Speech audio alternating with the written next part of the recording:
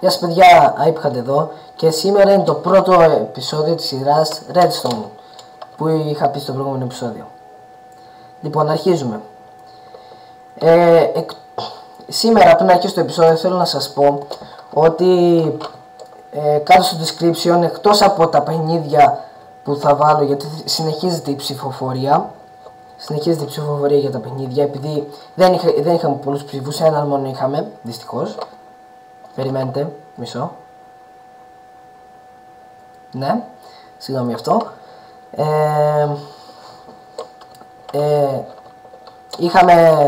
Δεν είχαμε αρκετούς ψήφους και θα έχω, εκτός από αυτό, θα έχω και το link του φίλου μου, του ProPanos Gamer, που είδατε τώρα και μου στείλε μήνυμα, άμα το είδατε. Θα το έχω για να δει τα βίντεο, να δείτε το βίντεο του, τέλος πάντων. Λοιπόν, αρχίζουμε. Σήμερα θα μιλήσουμε για το Redstone. Αυτό εδώ είναι ένα πολύ χρήσιμο εργαλείο που μας διευκολύνει. Δεν είναι απαραίτητο για το survival, δεν είναι απαραίτητο, αλλά μας διευκολύνει πάρα πολύ τη ζωή. Ας πούμε, μπορεί να κάνουμε αυτόματο ψήσιμο, χωρίς να καθόμαστε εμείς μια ώρα να βάζουμε. Μπορούμε να βάλουμε 100, ας πούμε, iron, να τα ψήσει αυτόματα, χωρίς εμείς να περιμένουμε. Και να τα βάλει αυτόματα μέσα στο chest. Τέλος πάντων, θα σας δείξω σήμερα 3 μηχανισμούς, γιατί δεν έχουμε και πολύ χρόνο, ναι. Λοιπόν, ο πρώτος μηχανισμός είναι το clock, που είχα χρησιμοποιήσει και στο προηγούμενο βίντεο. Και σας είχα πει ότι θα το κάνω και το κάνω. Λοιπόν, τον φτιάχνω.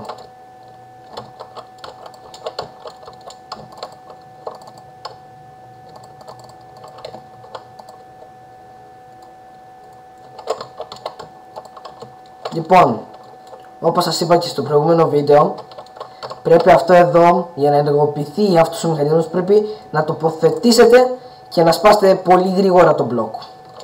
Λοιπόν, και αφού το κάνετε αυτό, γίνεται αυτό το πράγμα πρέπει να γίνει.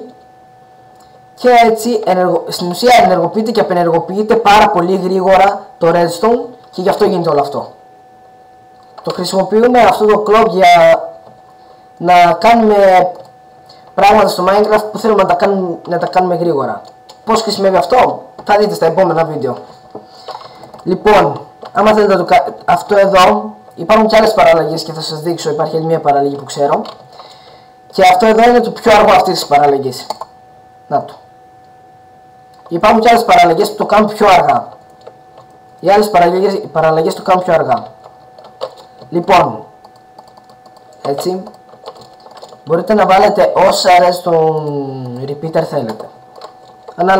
Ανάλογα πόσο αργά ή γρήγορα θέλετε να το κάνετε ή πόσο σας βολεύει.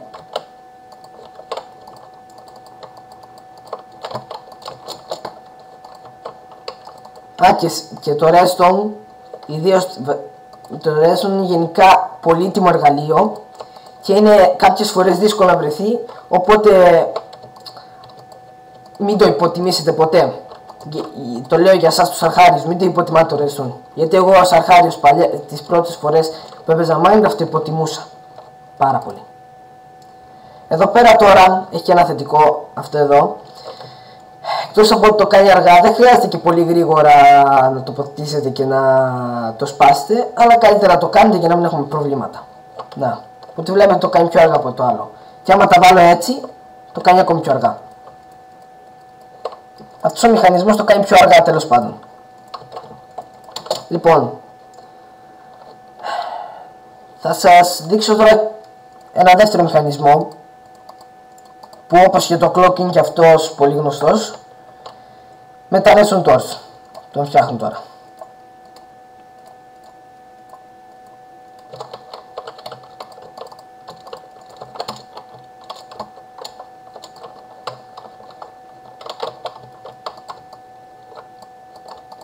Άμα έχετε καμιά ερώτηση ή άμα έχετε καμιά αντίρρηση με αυτά που κάνω στα βίντεο, ή άμα δεν σας αρέσει το βίντεο, πείτε μου τι θέλετε να κάνω για να το διορθώσω.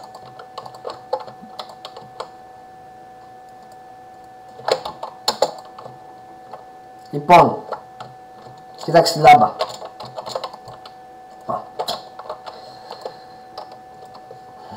Λοιπόν, πώς γίνεται αυτό εδώ.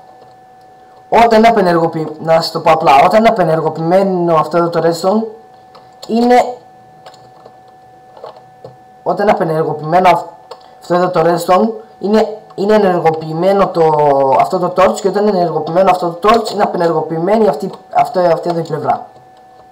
Και όταν είναι ενεργοποιημένο αυτό το redstone, απενεργοποιείται αυτό το redstone torch, και όταν και αφού απενεργοποιείται αυτό το redstone torch, ενεργοποιείται αυτή εδώ η μεριά και έτσι ανάβει αυτό εδώ. Αυτό εδώ μας βοηθάει πιο πολύ. Υπάρχουν και άλλες παραλλαγές αυτού εδώ. Ας πούμε, θα σας δείξω τώρα. Αυτό μας βοηθάει να μεταφέρουμε την ενέργεια σε μεγάλα ύψη. Γι' αυτό αυτοί οι δύο μηχανισμοί που σας έχω δείξει είναι από τους πιο βασικούς για τα redstone. Λοιπόν,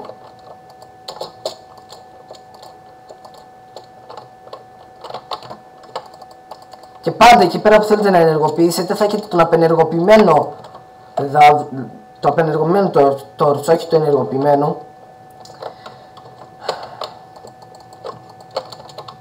Να, κοιτάξτε.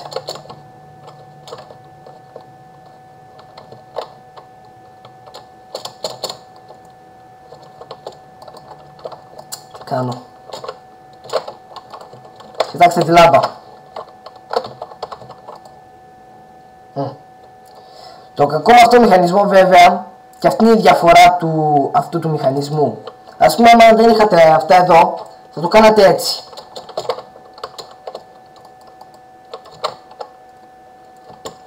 Μισό.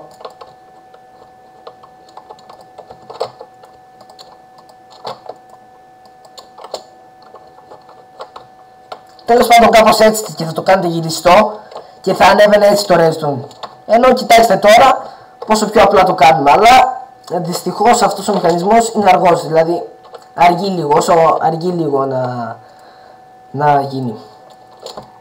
Πιο πολύ έτσι θα σας χρησιμεύσει ο μηχανισμός, όχι όπως το έκανα πριν, γιατί όπως το έκανα πριν δεν μας εξυπηρετεί τόσο πολύ όσο αυτός που έκανα τώρα. Λοιπόν, άμα έχουμε χρόνο θα σας δείξω άλλον ένα μηχανισμό, περιμένετε. Δεν έχουμε πολύ χρόνο, έχουμε 3 λεπτά. Λοιπόν, θα σας δείξω γρήγορα τον άλλο μηχανισμό. Λοιπόν, θα σας δείξω ένα τελευταίο μηχανισμό και τελειώσαμε. Το φτιάχνω. Αυτός ο μηχανισμός δεν μας χρησιμεύει πάρα πολύ. Δεν μας χρησιμεύει πολύ. Λοιπόν, αυτός εδώ.